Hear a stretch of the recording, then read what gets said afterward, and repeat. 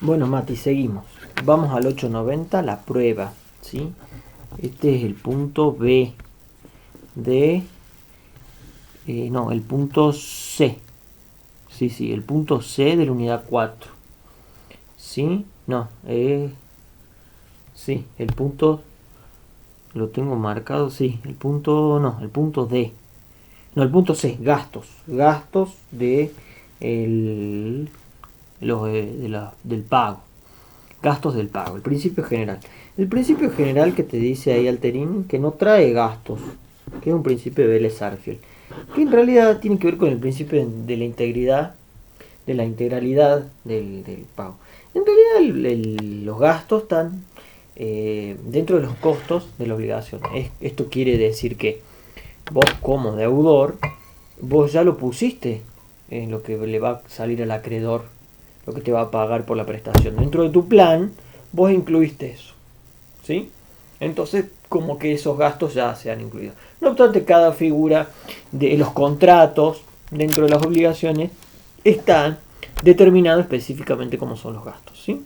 Eso se refiere dentro de la integralidad lo que son los gastos, ¿sí? En realidad eso habla de los gastos del pago.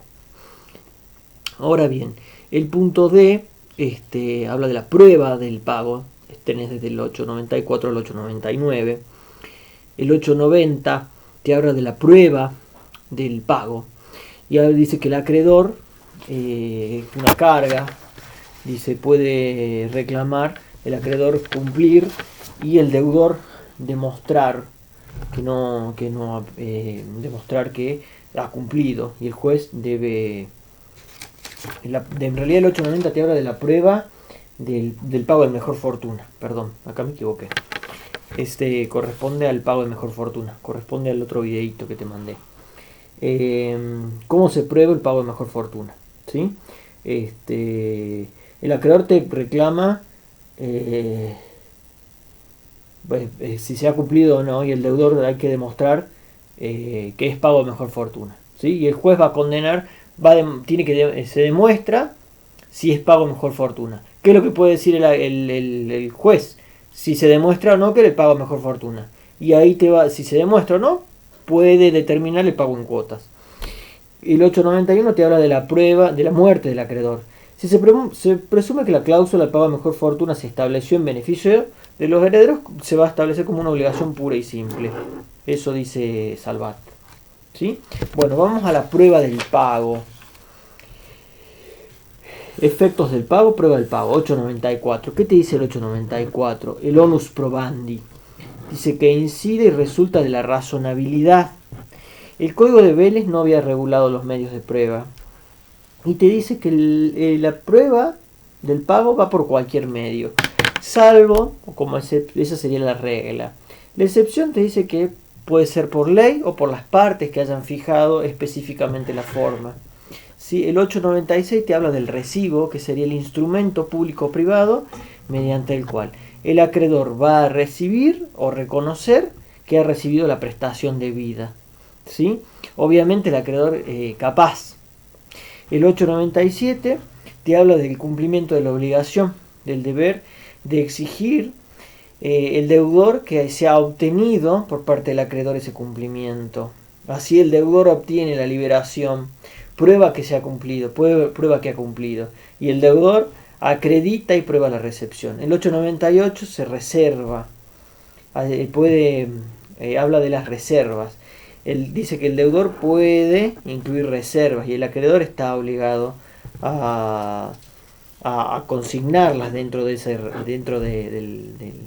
recibo, siempre y cuando su inclusión no lo perjudique, ¿sí? Y tener en cuenta que siempre tiene que estar dentro de lo que es la buena fe. El deudor paga, tiene el derecho a liberarse, ¿sí?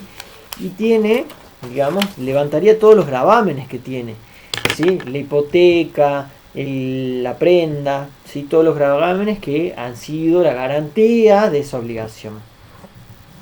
¿Qué pasa si no aparece el recibo? Se presume la inexistencia del pago y ahí deberemos estar a las otras pruebas, al otro tipo de pruebas. Y ahí el deudor deberá recurrir a otro tipo de pruebas para acreditar que ha pagado, ¿sí? Para poder liberarse. Bueno, ¿cuáles son los efectos del pago? El punto D. Efectos, ahí vas a tener un cuadrito que arma Alterini, que está bastante lindo, y él dice efectos principales, efectos accesorios o auxiliares y los efectos incidentales. Esas son las consecuencias del pago. Los principales: extingue el crédito y libera. Los accesorios ya no extinguiría. Y los incidentales versa sobre las situaciones ulteriores.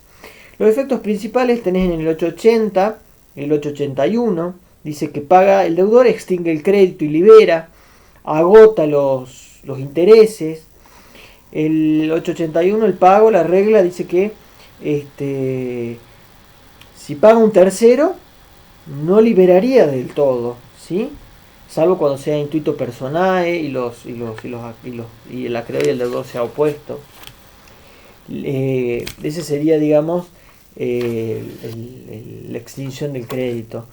Libera al deudor, lo libera de la deuda y lo libera de los accesorios, ¿sí? ¿Cuáles serían los efectos accesorios?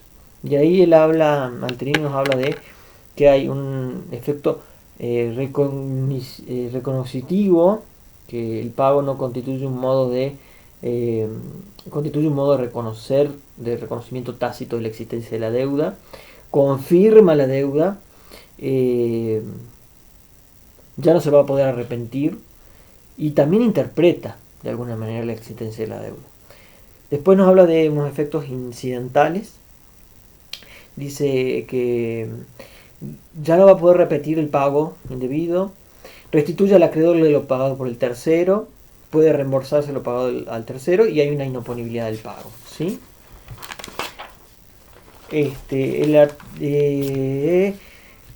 Imputación del pago, el punto I. El artículo 900 nos habla de las obligaciones.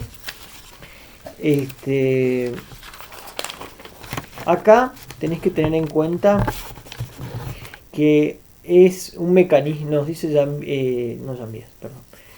Alterini nos habla que es un mecanismo por el cual se asigna, o hay varias deudas, ¿sí? Tenés que tener en cuenta en el 900. Y acá es donde vos tenés un mecanismo por el cual vos vas a asignar a una u otra deuda cuando hay que pagar, ¿sí? Y no te alcanza para cubrir todas. Entonces, un solo acreedor, tenemos varias deudas de distinta naturaleza. Entonces hay que saber a cuál le pagamos. ¿Cuáles son los requisitos? Que tenés muchas deudas, que hay prestaciones que tienen naturalezas distintas o mismas naturalezas, y hay un pago insuficiente, ¿sí? Y hay que tenemos que tener imputación, ¿sí? ¿Cómo pueden ser estas imputaciones? ¿Por el deudor, por el acreedor o por la ley? ¿Sí? ¿Quién va a elegir? ¿El deudor, el acreedor o la ley? Esas son las posibilidades, ¿sí? Y ahí entramos a jugar. ¿Lo puede hacer el deudor? Sí. ¿Cuándo? Cuando paga, ¿sí? No puede hacerle sobre la parte ilíquida, cuando no esté vencida. Si debe capital con intereses, no puede, sin el consentimiento, imputar el pago a lo principal, ¿sí? El 901 habla cuando lo hace el acreedor.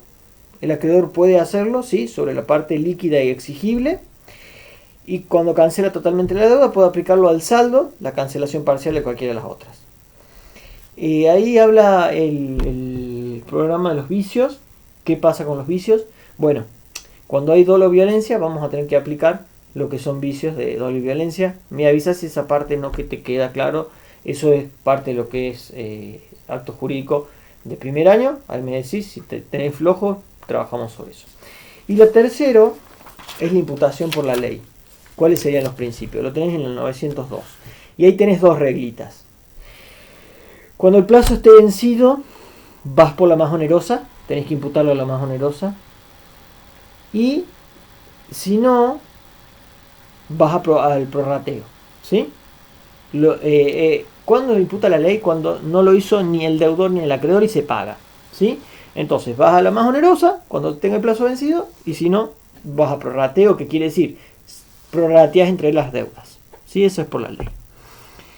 Bueno, Mati, terminamos unidad 4. Ahí te lo subo. Te mando un abrazo.